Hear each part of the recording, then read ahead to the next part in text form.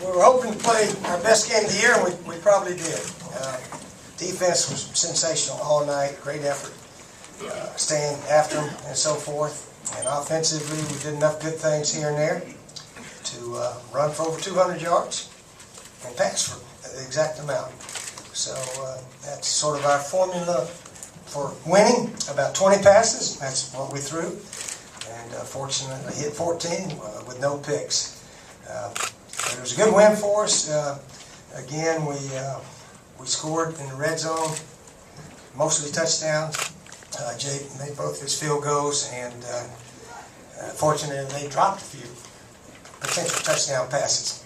So it worked out very well for us. Kenny Miles had a super game. Really proud of Kenny coming in there and running for a bunch of yards. Brandon just got off to a little slow start, I don't know, and we felt like let's give Kenny a shot in there. So he had some good tough runs, as well as Connor running for all those yards. So it was just a wonderful win for us. Glad to give win number 10, and it's been a very good year for us. And now we realize we got a chance to win 11, so we can shoot for 11 whoever we play in the bowl game. Any questions? Steve, a little more on Kenny. Brandon Wiles wasn't hurt or anything. He was just he just seemed like he was running into guys. Just wasn't quite as elusive as maybe we thought we could be. And Kenny deserved a shot to play. So I'm not afraid to put the next guy. None of us are afraid to put the next guy in there if one seems to be struggling a little bit. But Kenny had some really nice runs there. Brandon did okay. It was just let's see what Kenny can do in there. With Kenny, he did get honored for senior day. I mean, does this maybe change his thinking a little bit? Might he come back? It may. It may. I said, you may go through senior day twice. And he sort of smiled and said, yeah, I may go. Something like that. So, but I'll let you guys ask him about that. Yeah. But I did mention that to him. Yeah. Steve, you ran over and got the game ball right afterward. What was the significance of this? The 10 wins? The the ref was, I don't know, the ref was walking off with it. I said, heck, I might as well grab it. Nobody else seemed to want it, so I just grabbed it from him. Yeah, I like to fix them up. Yeah, the 10 wins is, it's neat to beat Clemson because they've, I guess, historically had owned South Carolina. I guess they don't own us right now, that's for sure. But mainly the 10 wins. We really talked about winning 10 more than we talked about beating Clemson. Got to beat Clemson.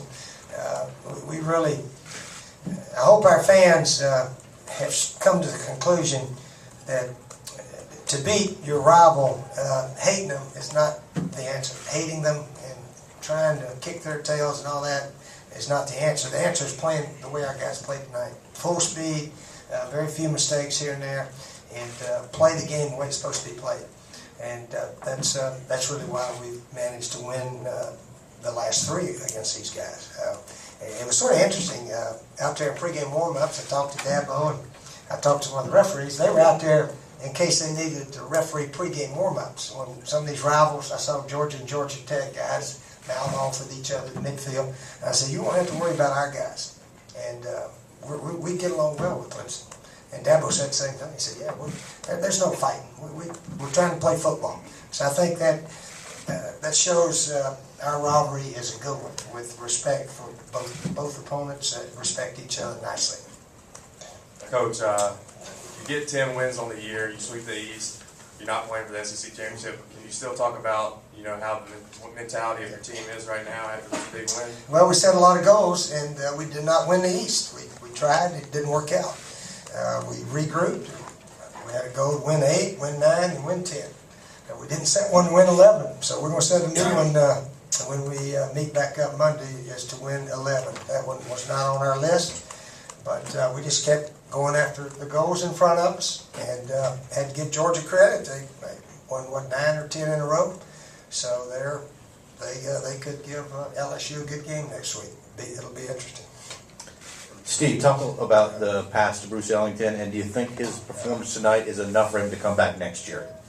Well, he was smiling in the locker room. I think Bruce really enjoys playing both sports, and I really think he can play both. I know it may take a toll on him a little bit, but I told him right after the game, you're free to go Monday or tomorrow, really. I think they're out of town till Monday. But he told me they'd play, I think, Thursday night, so he'll be ready to go Thursday night. And I know he hadn't practiced basketball, and it'll take a while to get his hands, used to that ball and shooting and this, that, and the other. But after a week or two, I think he'll be back in basketball form. The touchdown. Yep. The touchdown was just a heck of a play by him and Connor. It was 3rd and 6, I think, and we had a little drag route with a tight end and another guy over the middle. And just in case they didn't have anybody deep, we had Bruce going deep. And I was sort of looking in here, and Connor stepped up and let it go and hit him on the dead run.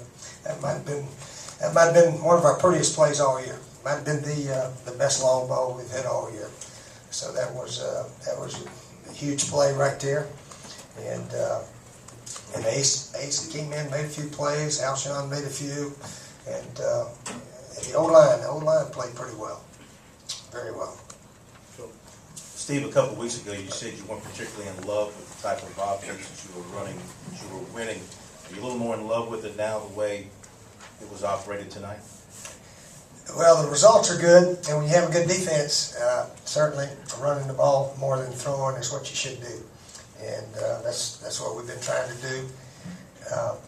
We'd like to throw it around a little bit better than what we have been, but again, there's nothing wrong with the way we're playing. As long as you can run the ball decently, you got a chance to score some points, and if you've got a defense like we got, then you don't need to throw every down and try to score 45 or 50 points. So what we've been doing obviously is best for our team, and maybe next year's team will be a little bit better passing team. I don't know.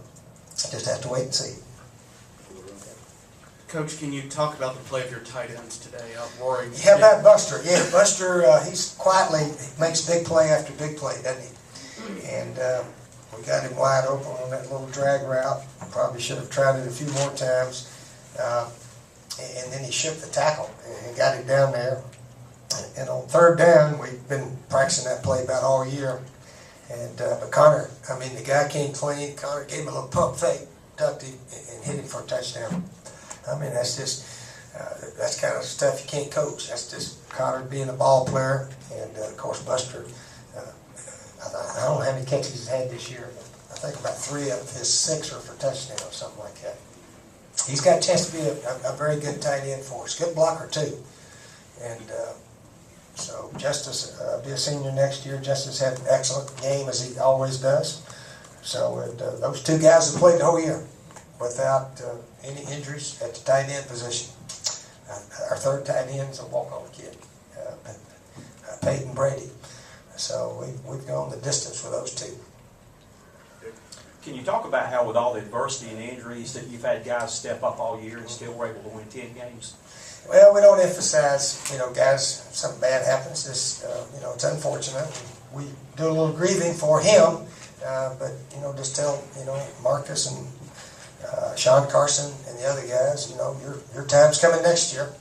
So we, next guy up, let's go.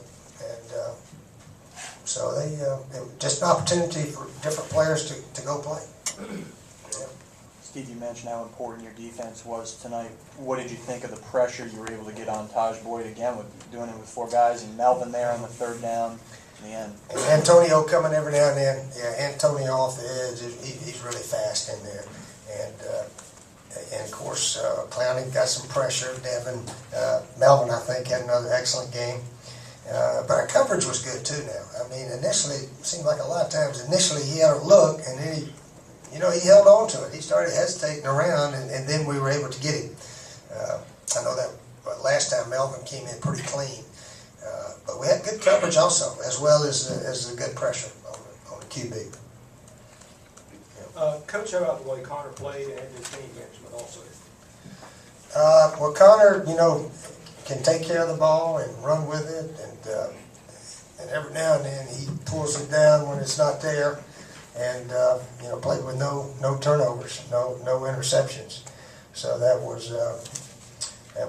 huge, and he doesn't have those stupid plays. He doesn't have very many stupid plays. He's gained confidence. I mean, he was a heck of a high school quarterback now. He took his team, I think, to the semifinals or finals in the state in Georgia. So he's played before.